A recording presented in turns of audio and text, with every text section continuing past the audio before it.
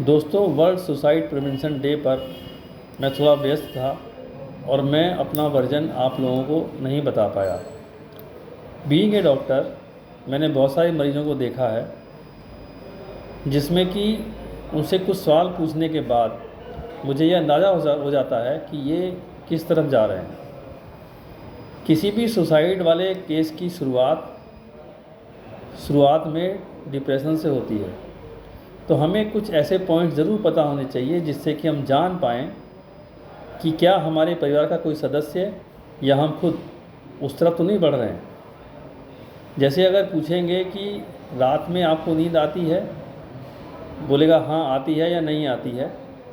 इसके बाद सुबह होने के बाद जब उजाला होता है तो क्या उठने का मन करता है या मन करता है कि लेटे रहें, तो कहेगा कि लेटे रहने का मन करता है।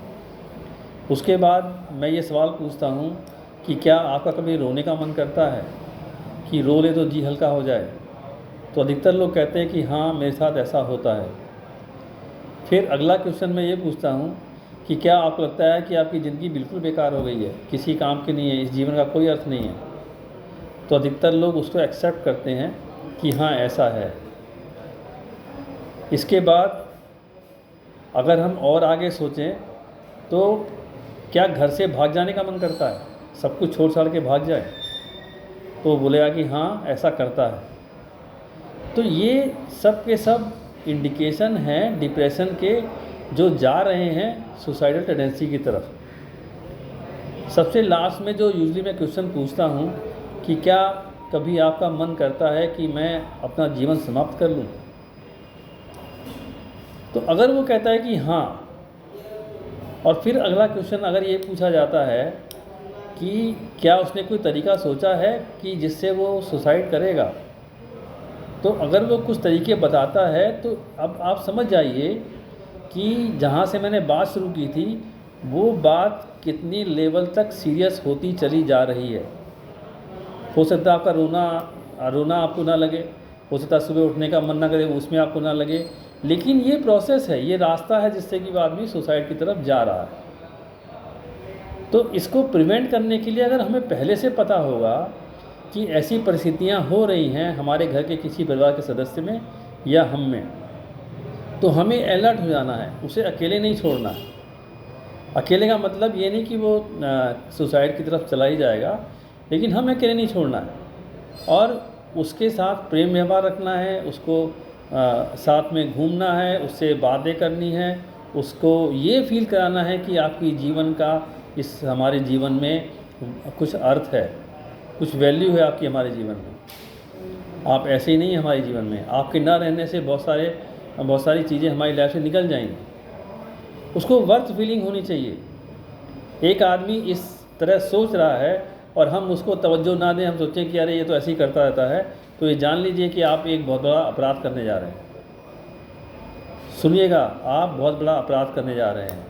अगर कोई व्यक्ति सुसाइड करता है हमारी सोसाइटी में किसी भी वजह से, हमारे घर में, हमारे परिवार में, तो उस सुसाइड और दूसरा शब्द कहें कि मर्डर, जो सेल्फ मर्डर है, उसके लिए कहीं ना कहीं हम सभी जिम्मेदार हैं।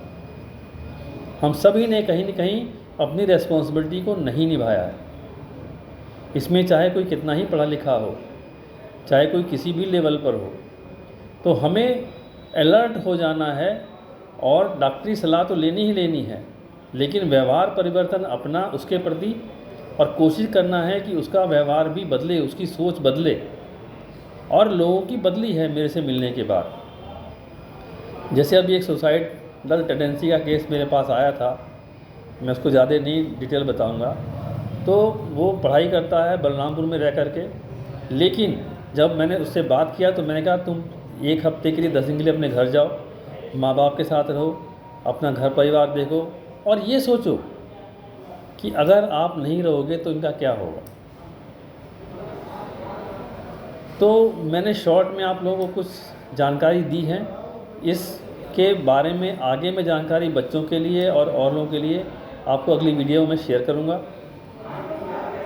और मुझे लगता है कि मैंने जो सीखा है अपने अनुभव से, पढ़ के और समझ के, अगर मैं आपको देता हूँ और उससे किसी का भी फ़ायदा होता है, किसी का भी फ़ायदा होता है, तो ईश्वर की कृपा मुझ पर मिलेगी, मुझे मिलेगी। और इसी एक आकांक्षा के साथ, इसी अपेक्षा के साथ कि आप लोग इन बातों पर ध्यान देंगे, क्योंकि ये बातें मैंने बहुत सोच समझ के और आपको बताने के लिए की हैं। तो आप लोग इसको सुनिएगा और अच्छा लगे तो मुझे कमेंट भी करिएगा कि इसमें क्या अच्छा या क्या ख़राब आपको लगा।